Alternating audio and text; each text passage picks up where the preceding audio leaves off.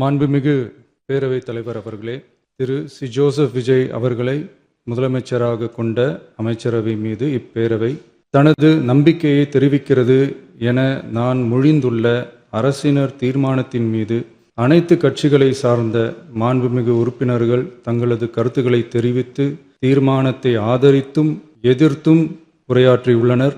உரையாற்றிய உறுப்பினர்கள் அனைவருக்கும் என்னுடைய நன்றியை முதற்கண் தெரிவித்துக் கொள்கிறேன்.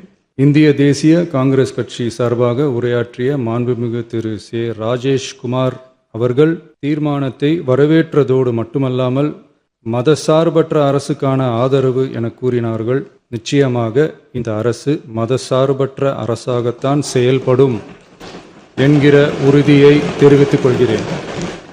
அடுத்து உரையாற்றிய இந்திய கம்யூனிஸ்ட் கட்சி மார்க்சிஸ்ட் கட்சி சார்பாக உரையாற்றிய திரு ஆர் செல்லசுவாமி அவர்கள் இந்த தீர்மானத்தை வரவேற்று முழுமையான ஆதரவு தெரிவித்துள்ளார்கள்.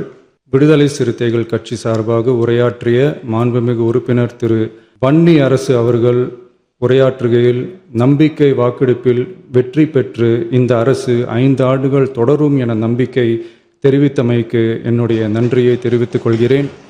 ஆதரிப்பவர்களுக்கு மட்டுமான அரசல்ல, எதிர்ப்பவர்களுக்கான அரசும் இது என சுட்டிக்காட்டியமைக்கு எனது நன்றியை தெரிவித்துக் கொள்கிறேன்.